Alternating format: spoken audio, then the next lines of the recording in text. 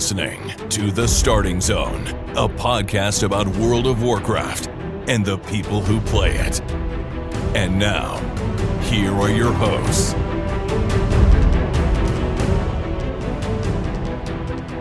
Well, hello and welcome to The Starting Zone, the podcast about World of Warcraft and people who play it. Today is August 30th, 2023, and my name is Spencer Downey. Thank you so much for listening and subscribing to the podcast. I'm joined today, as always, by my co-host, Jason Lucas. Jason, how are you doing this fine Wednesday? Spencer, hello. Happy final week of 10.1.5 to you. We are on the precipice of patch and the final patch of the season, and it seems like there's some cool stuff coming. The consequences between the Classic Hardcore release last week and the impending patch that there's not a lot of breaking news or anything. We're just dying for that 10.2 reveal and PTR, which is obviously right around the corner, but not quite ready to come out of the oven yet, I guess. Yep. They did update, their CDN, Blizzard did, to account for patch 10.2, so it's coming. It's on their internal stuff, and we should see it.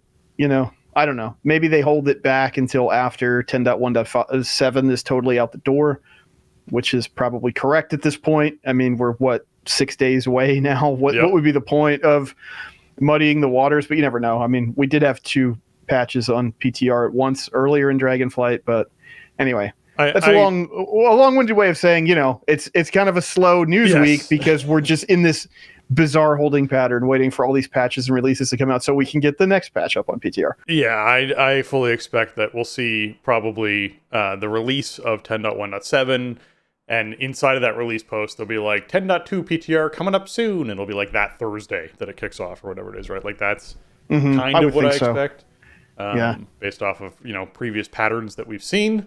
Man, yeah, it is, that pre-patch lull. We're expecting this content wise, as far as putting a show together for folks. We'll talk about what's going on this week. We'll talk about, the patch arriving next week and sort of like highlight the features that are going to be, landing with it. But otherwise, it's a regular show, like this is like a mid-season show in that sense of, hey, there's nothing super exciting happening yet with the game other than, hey, what do you want to finish up before the next patch lands is I guess the big thing, right? So, all right. And weirdly, I think it's a space that we haven't found ourselves in that much during Dragonflight because the updates are so much. It's just like 10.1.5 was a little lighter on stuff to do because the big release was Augmentation Evoker, which some people would tell you ruined the game. I think people that enjoy playing Augmentation Evoker or with one would say differently. But, that was sort of a huge part of that release, and the content to do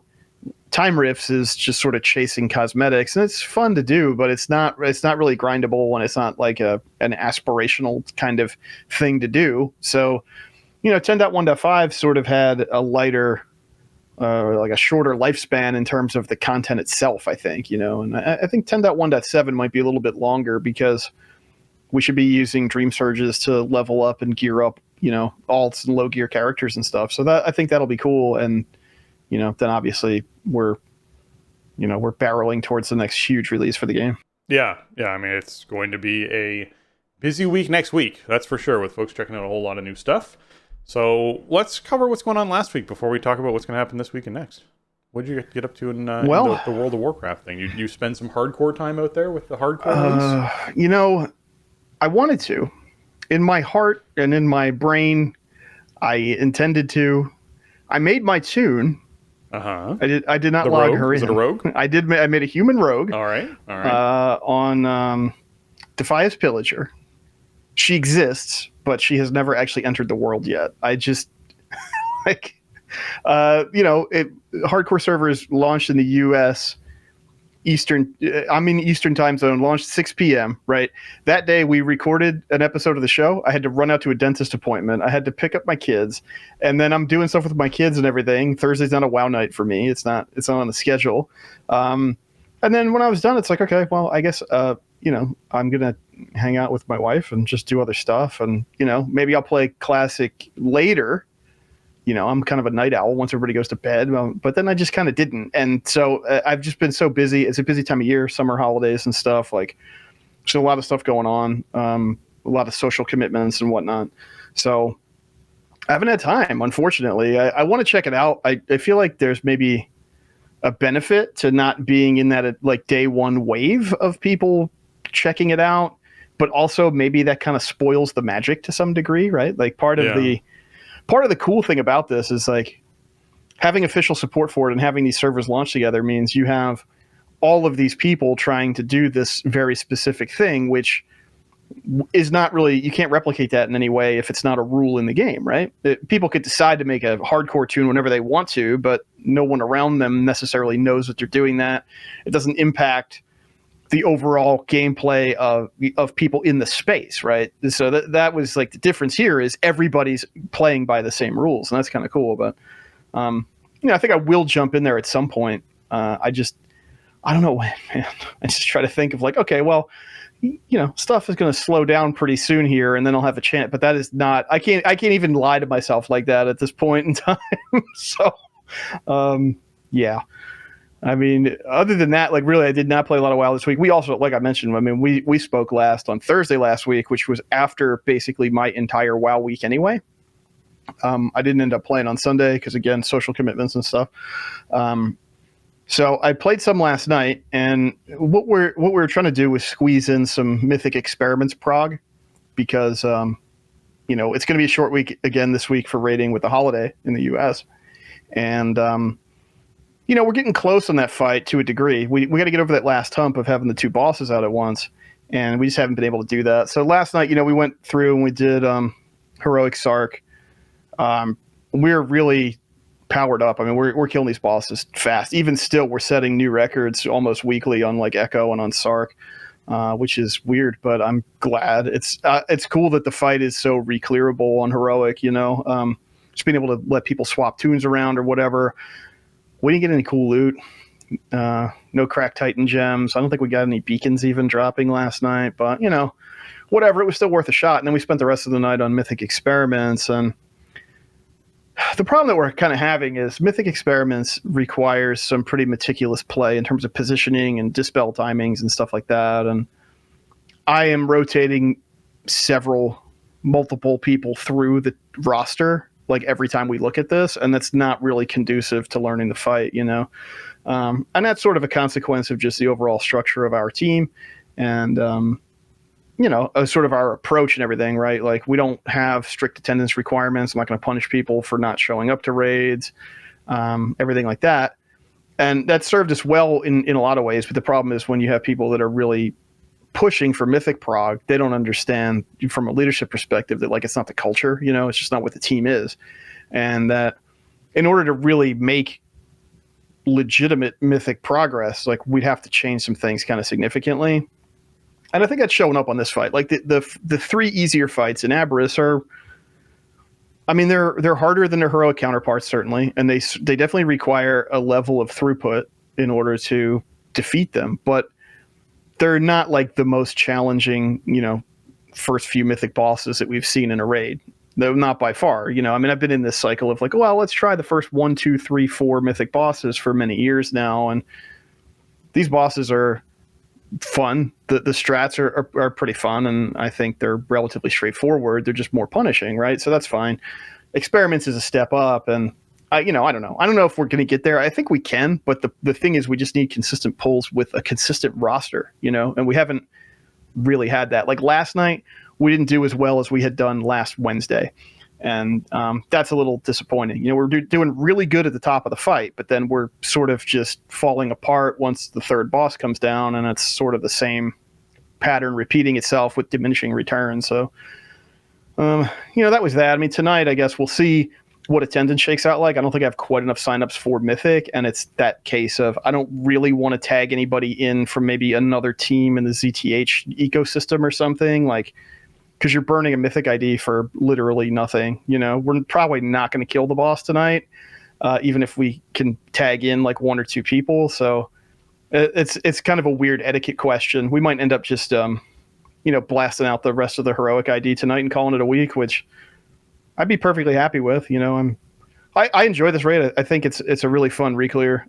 It looks cool. The fights are fun and pretty straightforward. The burden on raid leadership is I would say overall lower than in a lot of places that we've had, where it's like there's not that many fights where I have to do very meticulous things with group comp and whatever. So it's a fun run. So if we're kind of in that farm mode, then fine. But we'll see. Like once we get post Labor Day and everything, people might be back from whatever summertime stuff they've been doing, and if we could dial in a consistent roster, I think we can get this boss and maybe Rashok. So that'd be fun. But I'm also not gunning for it. Dungeons this week, we'll talk more about it in a bit. It is kind of a rough week, and it's very comp dependent.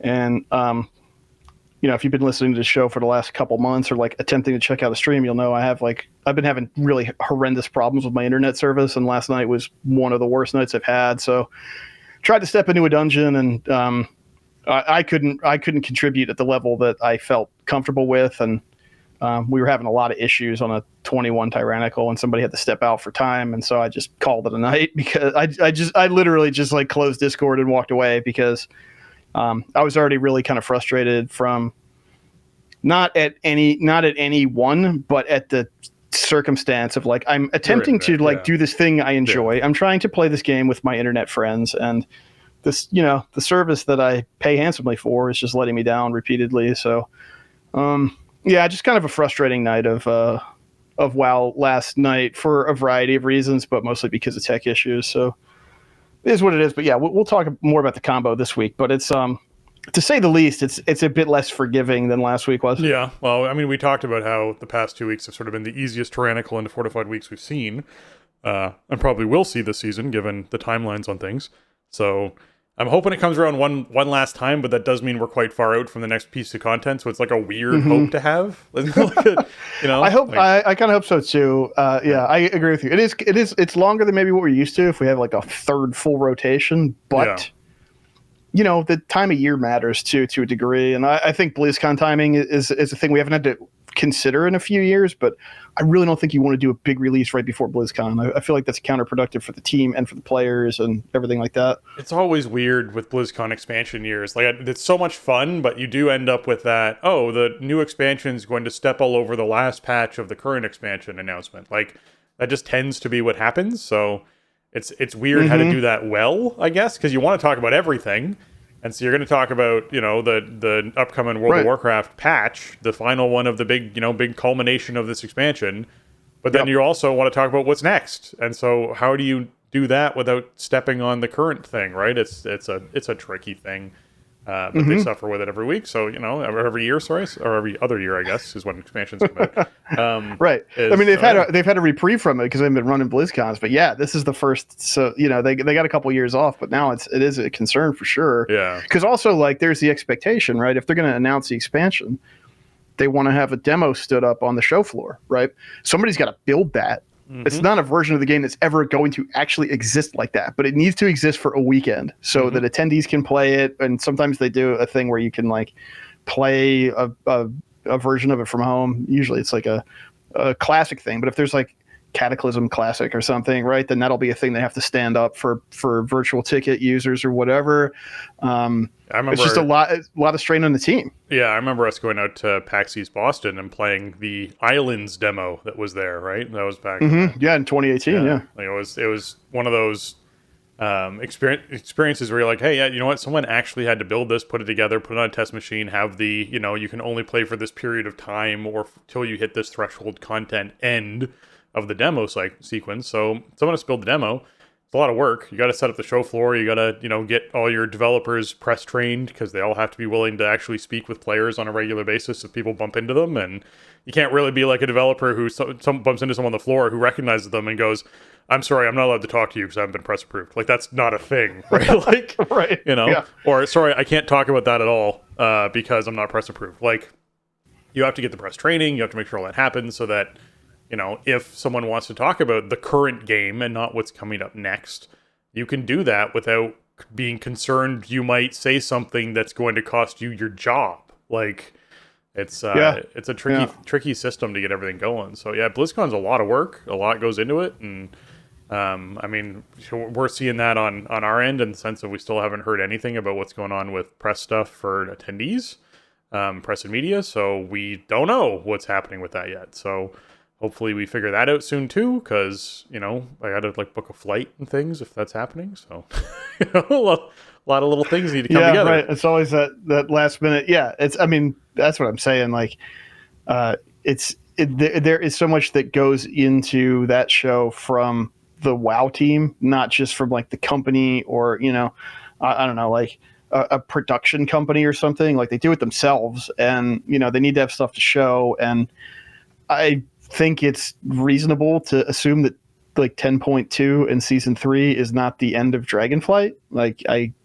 I'm sort of anticipating that they'll have 10.3 in season 4 to talk about at BlizzCon, and that would roll really nicely into a Q4 calendar expansion in 2024, which would also be probably right after next year's BlizzCon. I mean, it's just it never kind of stops, I guess. But yeah, I mean, I think there's from the way it seems to me, there's a lot more Dragonflight to play, and yeah, how do you manage the expansion announcement around that? And so I kind of suspect that in terms of the stuff shipping, it's going to be held back until after the show, in terms of 10.2, for example. Yeah. All right. Well, if you didn't have a lot going on last week, I sort of was doing my wrap up profession stuff I need to do. I'm making plans for what's happening in this upcoming 10.2 to see what's gonna, what my gameplay is going to look like in that period of time. I know right off the bat it's not changing immediately, simply because I have a whole lot going on outside of game at the moment. But when it comes to 10.2 and rating content and everything like that, it's a new, we're coming into a new tier, so teams are looking for things. All the requests are happening again as far as whether or not I'm interested in something. So we'll see where I land on stuff, which could be exciting to do. So yeah, we'll have to find out. But let's jump into what's going on this week in World of Warcraft.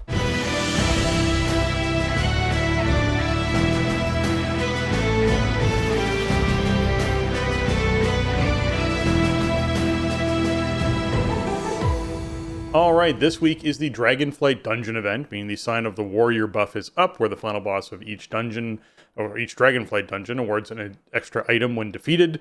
This does not work on Mythic Plus difficulty, keep that in mind. There's a quest to complete 4 dungeons on Mythic difficulty, that can be Mythic Zeros or Mythic Plus, which rewards a heroic cache of Avarice treasures, so you get yourself some free heroic gear for doing that. Certainly worthwhile diving into if you, want to pick up that quest. Even just doing what some people call a world tour, where you sort of go out and just knock out 4 Mythic Zero dungeons, or the same dungeon 4 times, just to get the completion and get the reward. A lot of people are doing it. Probably now through Thursday is usually your peak time, between Tuesday and Thursday, to hop into those groups, and then maybe something over the weekend, where they'll just be geared players knocking it out, and you don't have to stress over timing and speed and everything. It's just, let's just get this done. So you want the reward, certainly hop into the group finder, find yourself a group, or maybe grab some friends and get some Mythic Zeros done. All right. Yeah, it's a cool event. Also, I want to point out this does work with Dawn of the Infinite. And there is some pretty cool loot from Chrono Lord Deos in Dawn of the Infinite, and you get an extra piece of it this week. Yeah. I believe that includes if you do the Undying run, if you do the hard mode thing, you get an extra piece of that item level boosted loot. So wow. That's pretty cool. That's actually a really nice benefit for this event. I feel like this event's not as great as it used to be, because it's kind of tamped down on, it doesn't work in Keystones, and it's that's what we do is Agreed. Keystones, right? Agreed. You have trained us. The Keystones are the thing that we do in this game, and this doesn't apply to that. But yeah, I mean, it's great for M0s and for, just kind of getting your feet wet in content with a tune or something, or if you're maybe fresh to level 70, if you didn't play Dragonflight at the start or whatever, it's you should definitely put it on your list if anything in that heroic raid item level range is appealing to you at this point in the season. Because yeah, you go do some Mythic Zeros and get it done in, I don't know, an hour or something. If you have a team set up and just go around and just blast through them, I mean, that's pretty nice loot for that level of investment. Yep. No, it certainly is. And man, oh man, yeah, that's almost like doubling the reward of doing the weekly event. So certainly worthwhile hopping into, especially if you're still trying to get that Undying, as Jason said, achievement. You might as well, take advantage of the extra piece of loot while you're at it. Aiding the Accord, obviously, you want to pick up every week. Depending on what week it is and which character you're playing, it changes up. So you might have gotten Community Feast, or you might have gotten, the Sniff and Diggin', all that kind of stuff. Be sure that you're getting your Aiding the Accord done for the bonus reputation you can get out of that and rewards you can get out of that. The dungeon quest for fighting as its own reward is going on as well. So you can complete 5 heroic dungeons if you pick this up. Get yourself some 415 eye level trophy chests or 15 Drake Shadowflame fragments, as well as 250 reputation with 5 major factions, so that you can get some rewards that way. PvP quests for the week are Arena Skirmishes, Rated Battlegrounds, and we got Gravity Laps coming in as the Brawl. So if you're doing some Arena Skirmishes or Rated Battlegrounds, pick up the quest first, get those bonus rewards. As far as Gravity Laps goes, it was like the first Brawl we ever saw. It was Eye of the Storm, no gravity. Every minute, gravity just sort of turns off, and you can just float and swim around.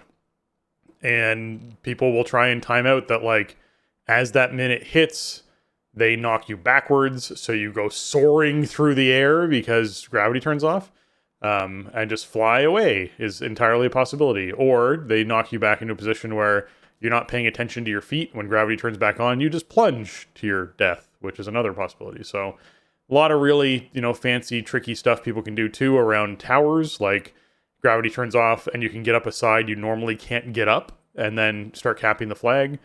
Some sneaky stuff you can do. So there's a lot going on with Gravity Laps. I still think it's one of the more less exciting brawls that's out there, but there are different ways to sort of take advantage of it. So if it's something you enjoy, you want to get yourself some extra marks of honor, conquests, and honor, you can win one of these Gravity Lapses and get the Something Different quest complete. So certainly something that you can check out if you're interested in that. We got the Zakali Elders, the big Dajaran duo down in Zaralik Caverns. If you're doing these world bosses, you get yourself some 415 eye level loot that are plate, shoulders, and waist, male feet and head, and leather chest and wrist as things you can get as rewards. So be sure you are checking all that sort of stuff out. And then the Strun Run, the Sky's Misery, is the other world boss that's up, dropping 395s. If there's something from there you're still looking to get, although at this point 395s are becoming less and less relevant with new patch stuff coming next week. As much as it's nice to try and gear up towards it, I think that we're pretty much at the point now where it's like you can kind of pass on the 395s. You're going to be getting, 415 base stuff pretty soon from just doing 10.2 stuff. Yeah, if you're like brand new 70, this is a good thing to just go immediately do, I guess, because it's something, right? But it's not even upgradable, which all the Season 2 endgame loot is, right? So that also puts it a step back. But also, you get a fair chunk of rep for doing the world boss quest, which could help with aiding the Accord. And if you're looking for, I don't know, maybe some Season 1 MOG, there's that stuff. But yeah, this is really quickly starting to age out of relevance, especially once the patch comes in. I mean, I did the old world bosses on like a couple of my alts, like immediately upon hitting 70, just to kind of roll the dice. But then pretty quickly, it's like, okay, this isn't really, it's not worth my time even to go out there and do that. They die really fast these days, though, so that's cool. Yeah. All right. Mythic Plus affixes are Tyrannical, Afflicted, and Bolstering. So bosses have more health and deal increased damage. While in combat, afflicted souls appear and seek the aid of players, and when non-boss enemies die, their death cry empowers nearby allies, temporarily increasing their damage by 20%. Okay, so Tyrannical Afflicted, kind of a pain in the butt. Let's just be clear, Afflicted has wound up being the healer's problem in a lot of these M+. It is the affix where 1 to 2 ads will appear, typically it's always 2, and you need to either dispel them or you need to heal them up to full to get them to be resolved and go away. They will still appear during bosses. And as Jason sort of pointed out, I think it was a couple weeks ago now, anything that adds to a boss fight, particularly a tyrannical boss fight, is a pain to deal with. It's an added thing that you have that pulls attention, pulls focus, and particularly one where people lean on the healer to take care of. This could be a problem for this week. Now, bolstering is, kind of a non-issue at this point in the sense of unless you are wiping out ginormous groups, you're not dealing with building a boss all that often because it doesn't increase health anymore. It just increases their damage. So yes, your tank might need to panic and move away from the giant mob when it gets buffed up because people killed everything else around it too quickly. But you can still slow and, stun and do things to this ad. The big spicy part of this week is Tyrannical and Afflicted. Jason, do you want to talk a bit about it?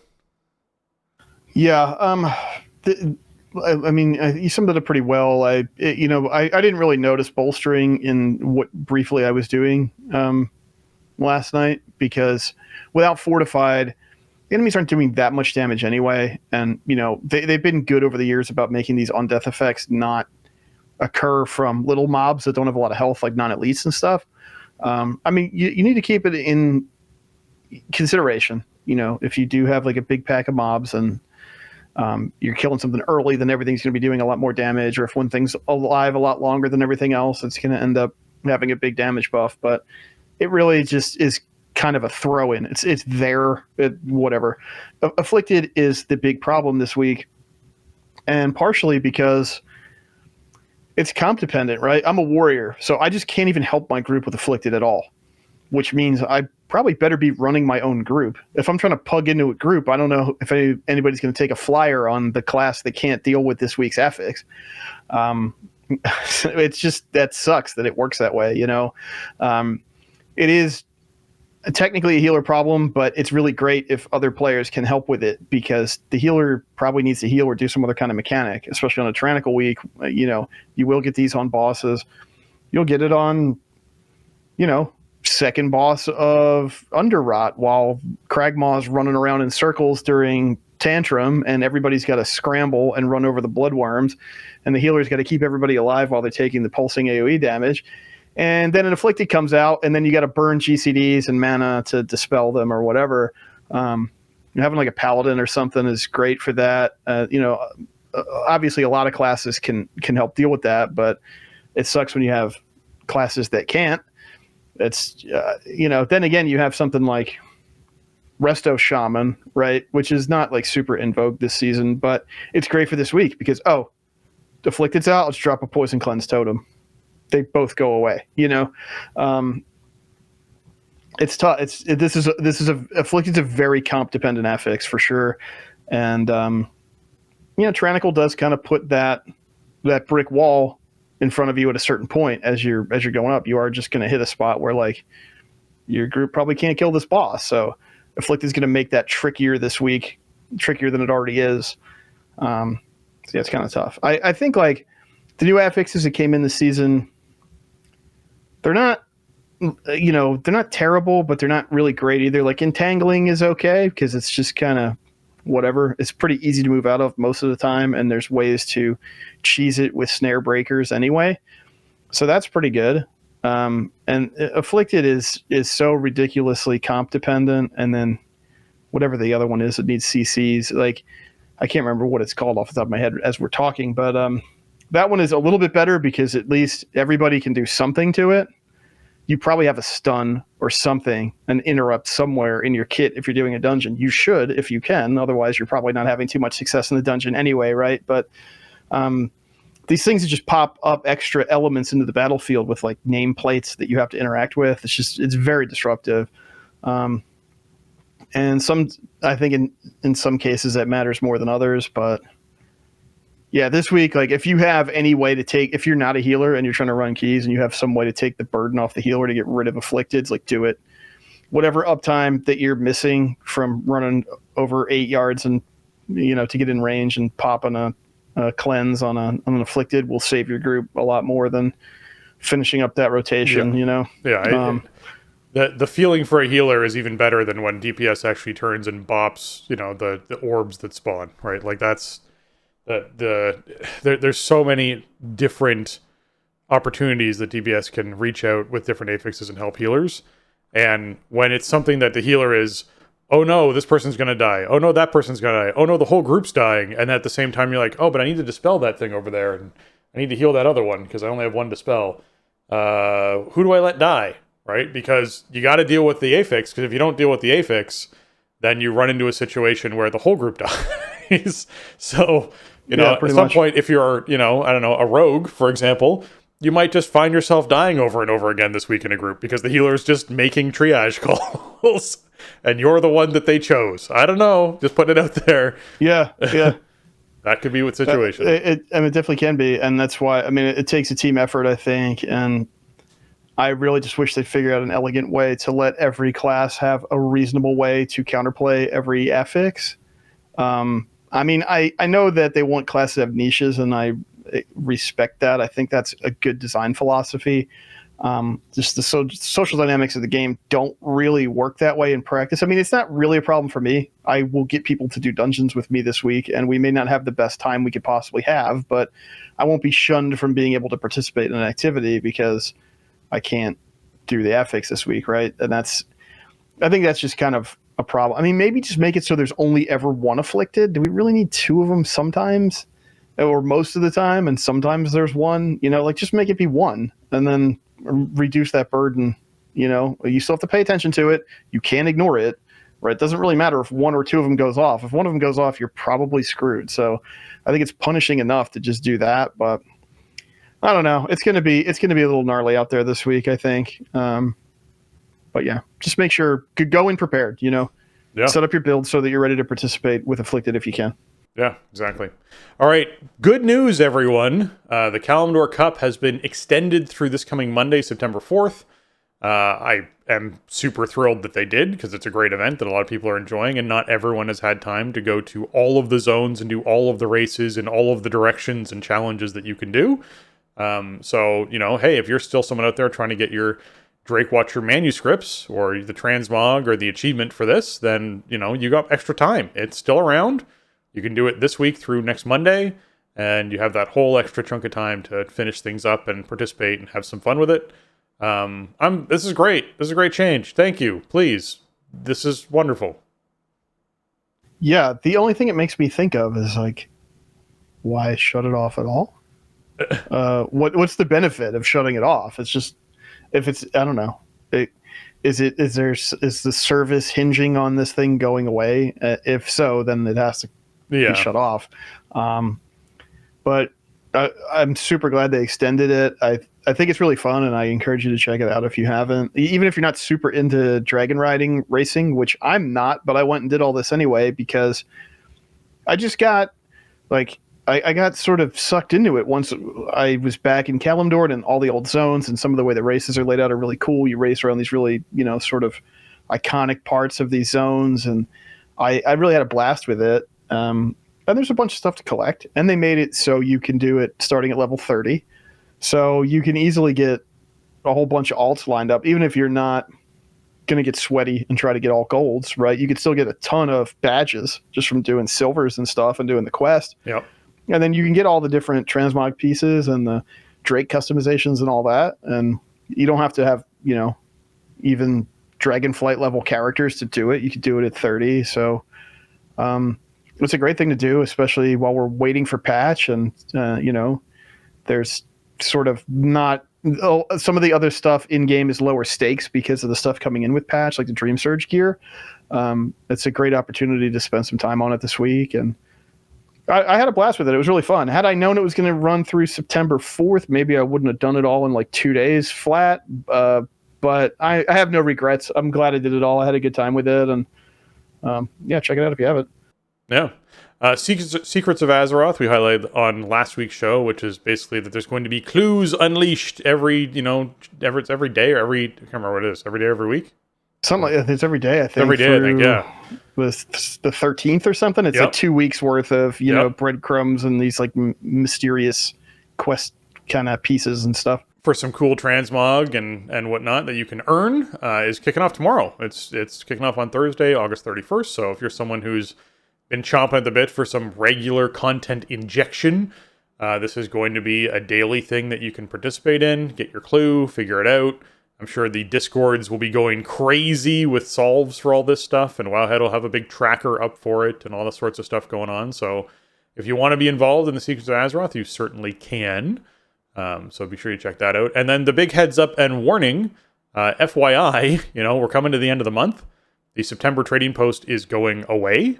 It rolls over on Friday. That'll become September 1st. So if you're like, hey, there's something I really want this month, this is your last little chance to get it. If you're like, hey, I really want to bank up a whole bunch of points towards getting my, big classic specific transmog set thing that's kicking off on Friday, be sure you get those points in before the month rolls over so you can have some extra bank for it. So yeah, it's going to be a big deal once we start getting to these sets coming out every month. So if you're interested, be sure you're wrapping up the trading post. This was the month that had the cool, blood troll outfit as the big reward for finishing stuff up. I'm curious as to what the big maybe did they do the post already for what next month is going to be? They probably did. No, they didn't actually, but we'll probably get it today. They're probably posting it as we speak right now. You're right. Yeah. So by the time we can talk about it on the show, it'll be like, yeah, we know, we already all got it. Yeah. But yeah, I mean, we are in the last 2 days here for the Blood Troll track, the transmog, and yeah, this is the fall season rolling in, and all these class specific. It's what is it? Helm, shoulders, and belt, right, for the armor, and then a spec appropriate set of weaponry. Yep. Depending on what you hold when you're fighting. So that'll be starting up this week, which is.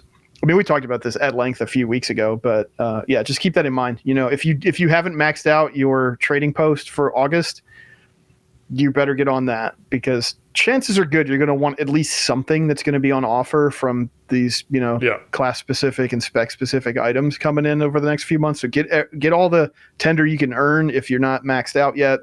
And I think it rolls over like with daily reset on Friday, right? I guess you have like up until then, if you're really behind schedule, I think you have until daily reset on Friday. But yeah, probably try to do that if you haven't. I'm looking forward to this. I forget what is on the schedule for September.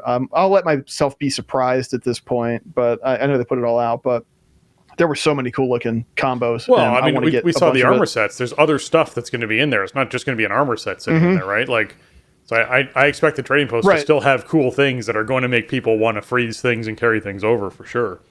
Oh yeah, you'll have the regular slate of other stuff. I would think my expectation would be if they would do it the way I would do it, would be you have like the new stuff and you have that really highlighted and featured, and then most of the other stuff would be like returning and or cash shop items, right?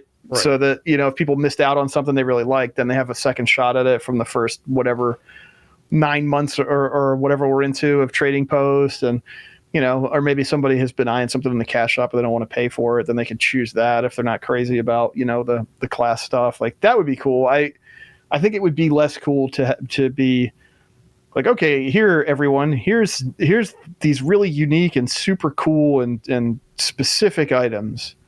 And also, here's a ton of other cool new custom stuff that we made for this month.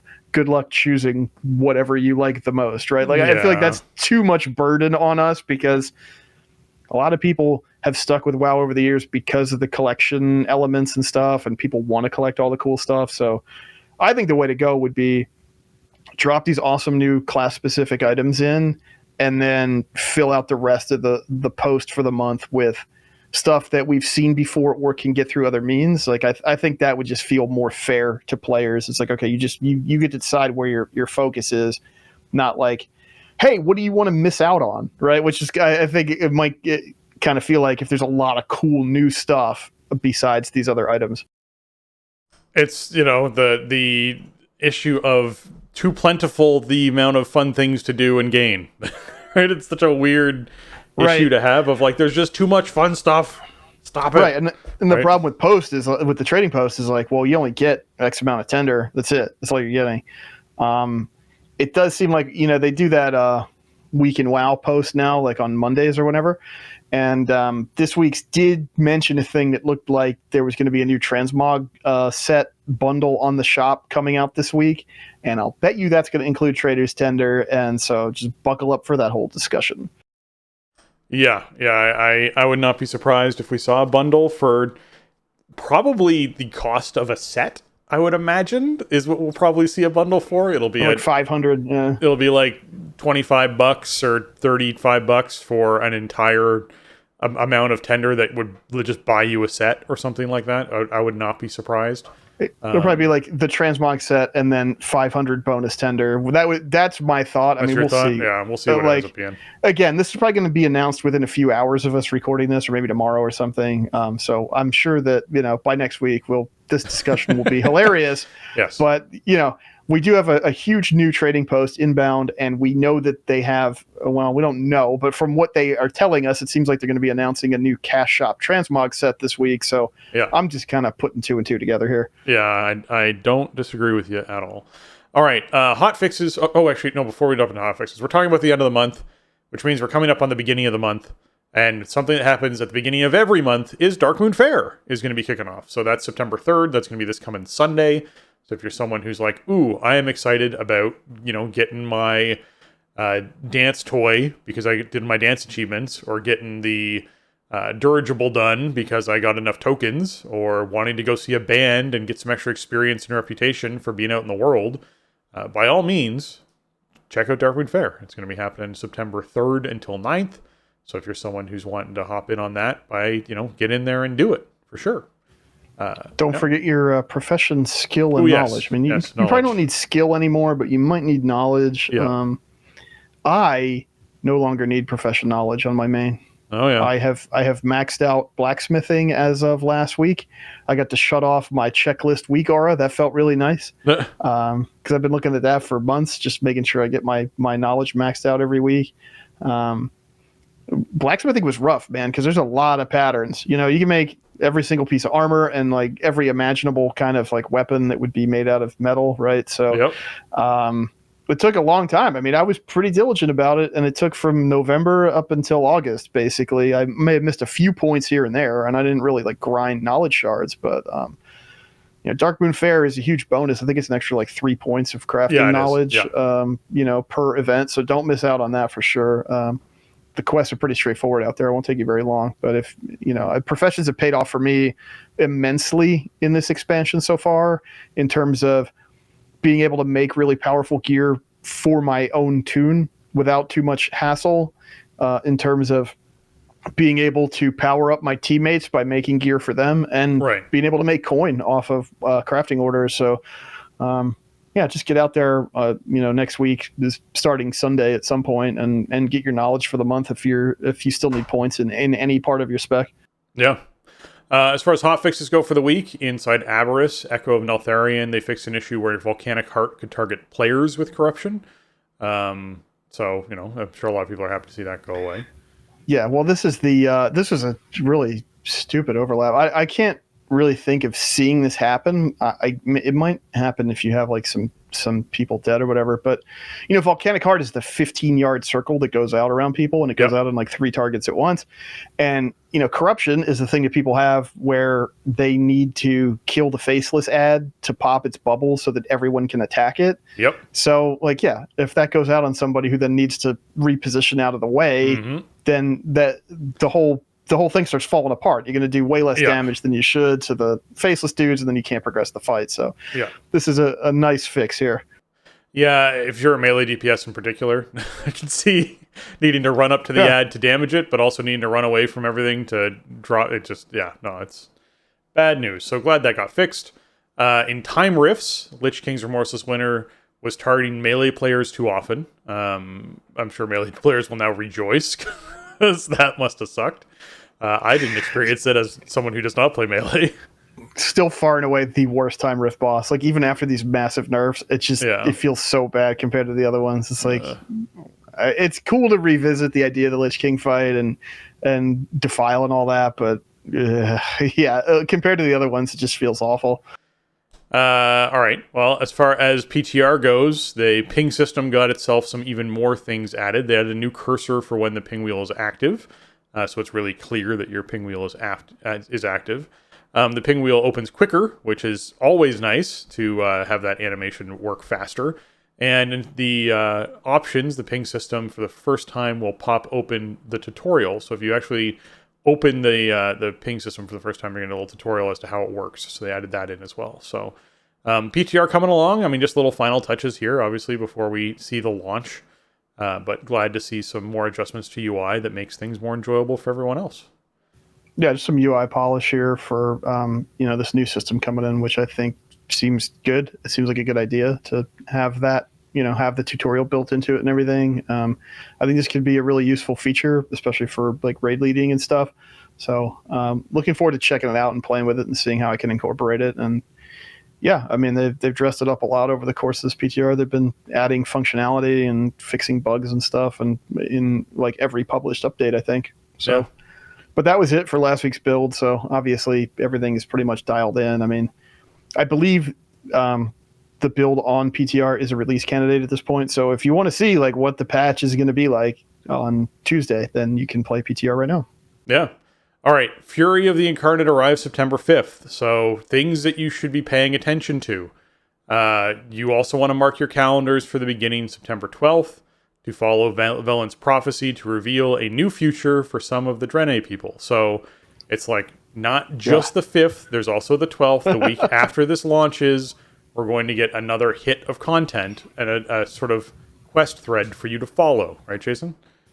Yeah, they put out a blog the other day about Fury Incarnate, and it was sort of just all the same stuff that we've heard before, right? Like Dream Surges, okay, we know. Night Elf and Forsaken Heritage Armor, we know. Mm-hmm. Heroic Dawn of the Infinite, we know. New campaign chapters, we sort of knew. There was the graphic with the tier campaign on and everything. Ping system, we knew. Eastern Kingdoms Cup, we knew. So it's like sort of, why do they keep just publishing this thing that runs down what's in this relatively small patch over and over again? But the breaking news, or whatever you want to call it in here, was that yes, there's going to be a quest chain rollout on September 12th.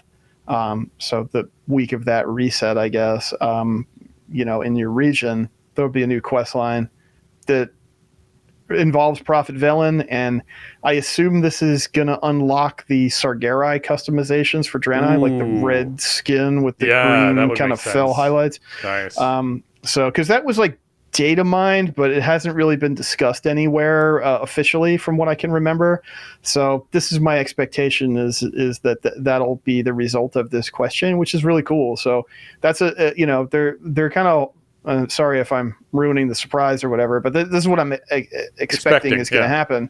Yeah. So that's pretty cool. That's a nice feature. And I mean, the way that they've done, we talked about it a bunch even last week about the heritage armors and stuff. When they put these little slices of questing in, that the result is some kind of customization unlock for your characters, they're usually some of the best questing because they're sort of like laser focused on a particular set of people or characters or whatever within the storyline. They're not really tied to very specific parts of the overarching story or the main timeline.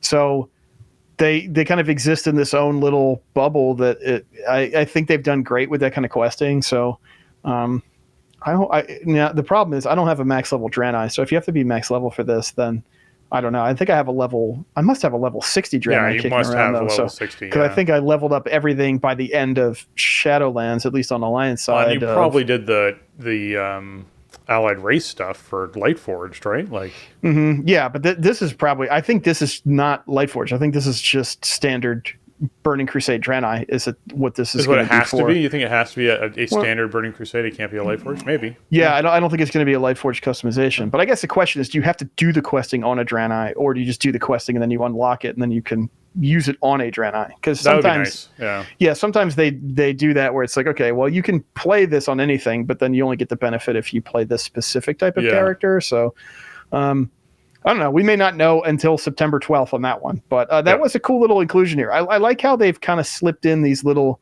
features in the last couple little patches. The Secrets of Naxxramas thing in 10.1.5, the Secrets of Azeroth that starts this week, and whatever this Prophet Velen little breadcrumb thing is for Fury Incarnate that wasn't really discussed. Like, it's cool. It's like the pre-secret for the secrets thing that's kicking off. Right, yeah. Did you read our blog post? Nice. Did you really read our blog post? Right. Did you just look at the Twitter graphic and keep scrolling, or did you read the blog post? Yeah. Yeah. We'll see how tight those secrets are in the coming days for the actual secrets event. So we know that obviously the Kalimdor Cup is wrapping up on September 4th. So the other date to mark down is October 4th, which is when the Eastern Kingdoms Cup kicks off a month later. It's going to run until the 17th so far, although we'll see what ends up happening after that.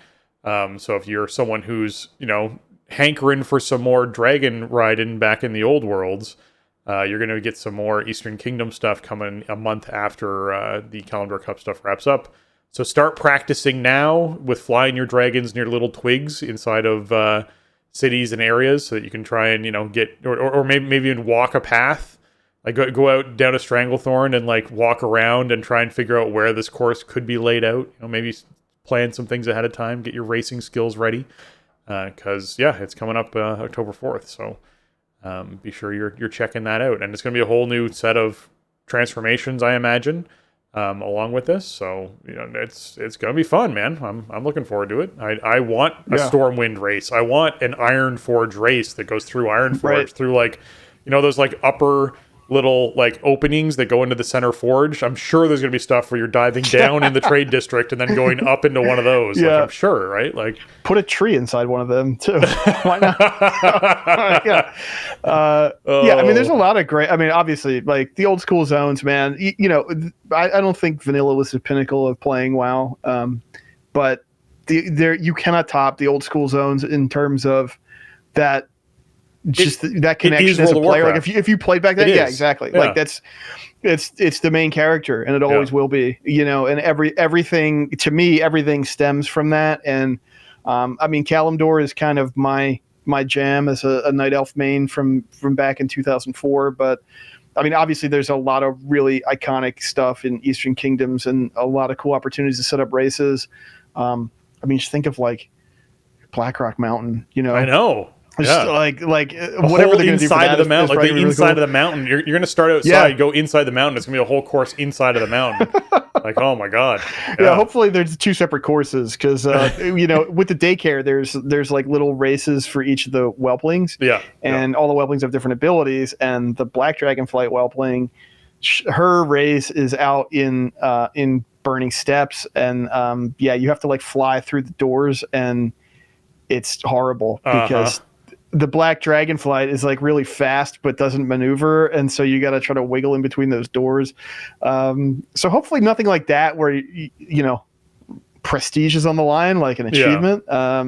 But the only thing with this is I am going on an extended vacation a few days after this starts, so I better stick to my 2-day schedule of like just blast through the dragon riding cups on Azeroth and just get it over with, because I'm not going to be around for that whole second week, and even if it gets extended, I won't be back yet. So that is a little bit of a concern for me. But then again, if there aren't unique rewards for this, and I'm not entirely sure, or at least if there's not anything as expensive as an entirely new Mog set, then maybe I don't. I don't know. Like I won't feel as much pressure if it's like, okay, I need like, I don't know, 100 badges or something. Like, okay, it's going to be whatever it is. I'm going to have other concerns and stuff in that window of time anyway. But really cool. I guess my hope would be if we ever get to a point where dragon riding is just enabled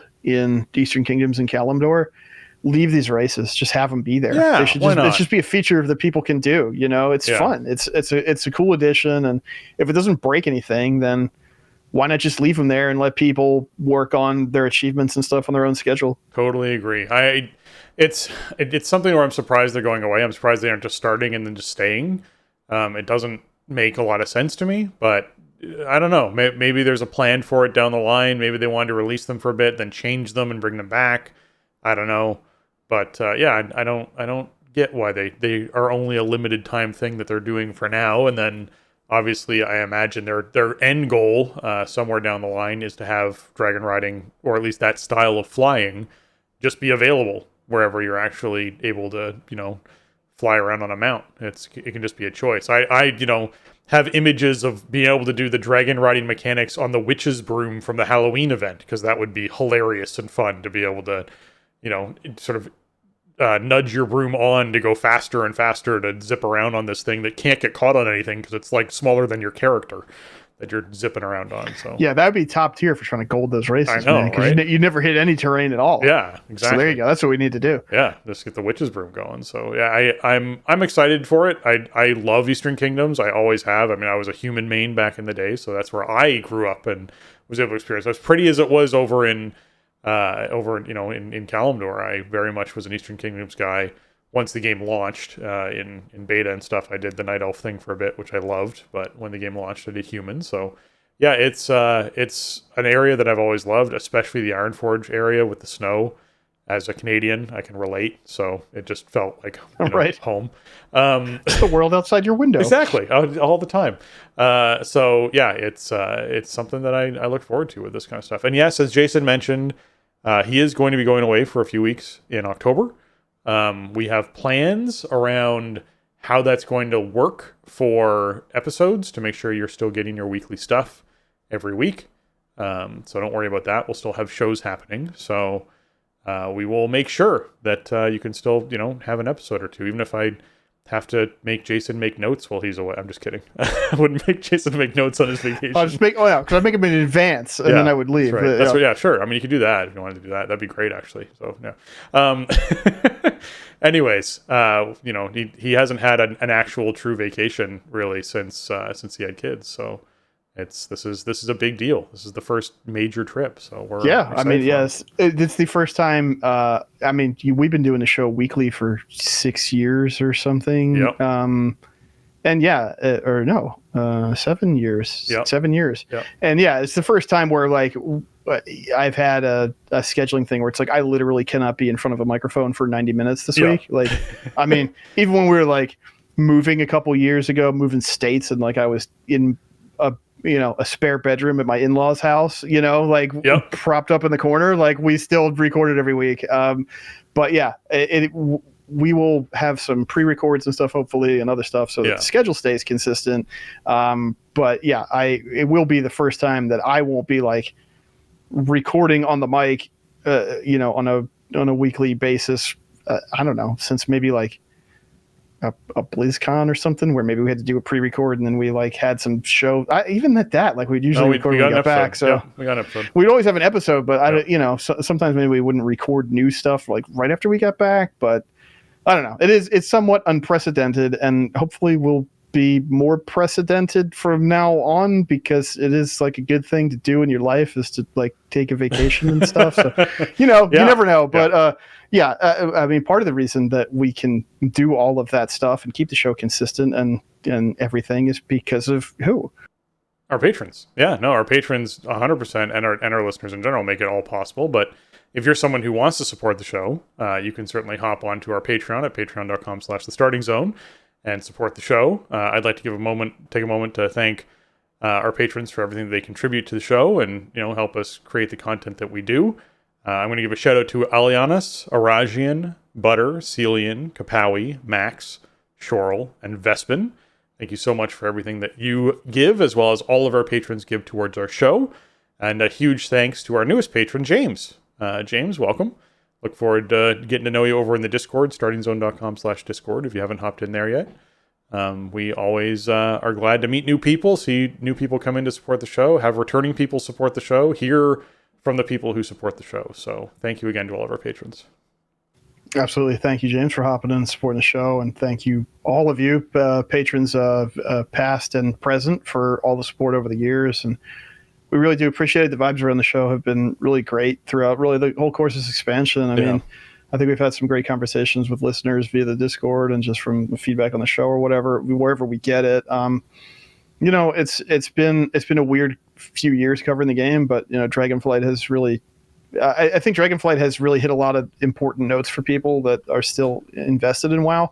And there will always be frustrations and nothing will ever be perfect, but it has been fun being on this ride. Whereas before Dragonflight came out, in the waning, in the really dog days of Shadowlands and in the waning days, it was like, if this next thing doesn't land, man, what is even the future of this game? Is anybody going to still care about this? Like, not even like on the level of, are we still going to want to play it? Or are we still going to want to talk about it? But like, it's the game by its nature depends on people playing it together, right? And there are going to be enough people that care about it to keep it vital. And obviously, it feels like engagement around the game is not really at the level that people who care about it would want. But I don't know. I mean, the game has been super fun. It's been super rewarding. I feel like I get something out of playing it in this expansion, and I think a lot of people feel the same way. So, it's always great to hear from people around the community who listen to the show and have these kind of similar experiences that we do. Yeah.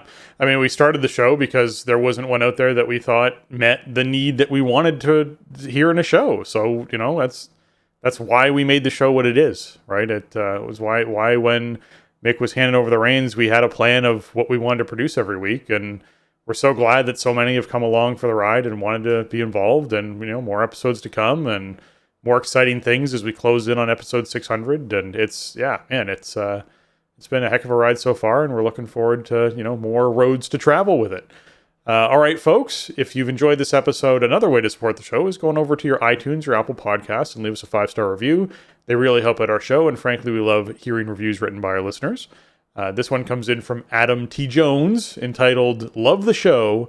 Says, just found this after playing WoW since late BC. Love the information in the show and the feeling of the community it brings.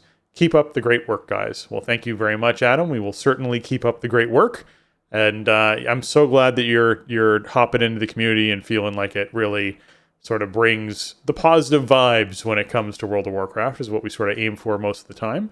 We're not, short with our comments when something's bothering us or we have feedback for it. But in general, we like the game. We enjoy the game. We want people to enjoy the game too. So we aim content around that, right? This is what's going on. This is what you can do. And I'm glad that you're digging that. So yeah, and you've been playing since late BC, man. You've you got the full actual Wrath. You probably have your knuckle sandwich achievement from back then, man. Like you've got it. You're way back. Yeah. Absolutely. Yeah. Thanks for writing in. Appreciate you taking the time and letting us know. It really does help a lot. We've been getting a ton of reviews lately, and it actually really shows up in terms of helping the show grow and find an audience, find new listeners. Unfortunately, it is the podcast ecosystem, right? We don't have a YouTube or whatever. We have all these other channels, and iTunes is the thing that really feeds it. And so the iTunes reviews, we just highlight one a week, but a lot of people have been writing in, and we really do appreciate it. We will read them all on the show, and it does really help the show find a wider audience, and that means hopefully more people in our community hanging out and sharing their experiences with the game and maybe having fun together. So thank you so much for doing that. And it is always rewarding too to hear from veterans like Adam. I mean, Adam's been playing since 2008, 2007 maybe. This is somebody who obviously has a deep experience with the game and knows a lot about it, and so to have somebody that already has all of that sort of experience and knowledge around the game to find the show valuable, that means a lot, in terms of how we put it together and how we approach it, because we want to bring value to all different kinds of players. I mean, WoW's a really broad game. It's impossible to zero in on one correct way to play it or whatever. There is none. You can do whatever you want with the game. It's huge. It's very broad and it's very deep. And so, we try to make a show that anyone can enjoy no matter how they play, which sometimes means we go a little bit lighter on some topics than some people would like. But, it's all in service of just having a really well-rounded show that anybody who's interested in WoW can hopefully get something out of. Yeah. Yeah. For those who are curious, because Jason mentioned it in there, as far as us not having a YouTube, there are a lot of different platforms that podcasts go out on. Our podcast actually technically launches on 1,080 different platforms. That's how many there are out there as far as apps and things go. There's 1,080 of them. So why are there that many? That's a question for another day, but there are that many. There are that many. So that's what I get the stats back from, we're pulling stats from 1,080 different places to go, how many people listened to this episode and what happened with it? So it's kind of hard to get accurate numbers and pull everything together for it. So when we get iTunes reviews and they boost us up those charts that I talk about, it does start to centralize our listener base a little bit more. because that's where a lot of places pull from. A lot of those 1,080 go to iTunes and go, I want content. Give me content from you. And so as we raise up those charts, we become higher on that priority list for those other places to grab, which means we become available on more places, which is really nice. So please continue to leave us reviews. As Jason said, we'll read them here on the show. I love having more reviews that aren't being read yet, because it means we're going to read them. It's always disappointing when we get to like, hey, leave us a 5-star and we don't have any. It's like, well, that's kind of sad. Whereas it's like every week we have one. I love it. I'd love to have a 5-star every week. Every week. I'd love it. Yeah, we go through. It goes in cycles. It's very cyclical, just like WoW itself. It has these cycles. Yeah. All right, that's going to wrap up episode 594 of The Starting Zone. If you want to check out show notes for this episode or leave us a comment on the show, you can go over to thestartingzone.com, the official website for the Starting Zone podcast. If you'd like to reach out and leave us your feedback or ask a question, you can email us at thestartingzone@gmail.com or reach out to us on Twitter @thestartingzone or thestartingzone.com/Discord. You can join in there and ask us stuff there. If you want to get your hands on some TSE gear, you can find that over at TeePublic. That's teepublic.com/stores with an S on the end /thestartingzone to check out all the sweet designs you can get on mugs and stickers and shirts and stuff. And Jason, where can folks find you on the interwebs? Not in as many places as I would like you to be able to, but you can find me over on Twitter. I'm over there at Shieldwald. I'm going down with the ship, I guess. I mean, I don't know, whatever. Honestly, my day-to-day Twitter experience is not very much different than it ever has been, except for there's just less stuff being posted on it. But I am over there. You can also find me on Blue Sky if you look hard enough, but I am not posting over there yet, but you could come look for me. And I want to plug the video channels, but there's no reason to, because my internet doesn't work well enough for me to stream right now. But if you go to twitch.tv/Shieldwald or youtube.com/Shieldwald, you will find me there. And someday, maybe, I will return to streaming WoW gameplay to some degree. But I think I'm just shutting it down for the next little while here while I see if I can get stuff straightened out, because my upstream is precious and it needs to go to the game. And even that isn't enough lately. So I don't know. But check out the Twitter, check out those channels, and I will say you can go back and watch his VODs, which is a nice thing to do. If you're looking to actually chill out and raid with him, you can certainly check out some of his previous content that he's put out. If you're looking to check out Jason's stuff. If you want to find me, you can find me over on Twitter at Spencer_Downey. And you can find me on Twitch at twitch.tv/SpencerHD or on youtube.com/@SpencerHD. I haven't streamed anything in quite a while, but who knows? Maybe I'll start doing something again soon and we'll figure it all out. But with that, for Jason and myself, we want to say thanks for listening and jobs done.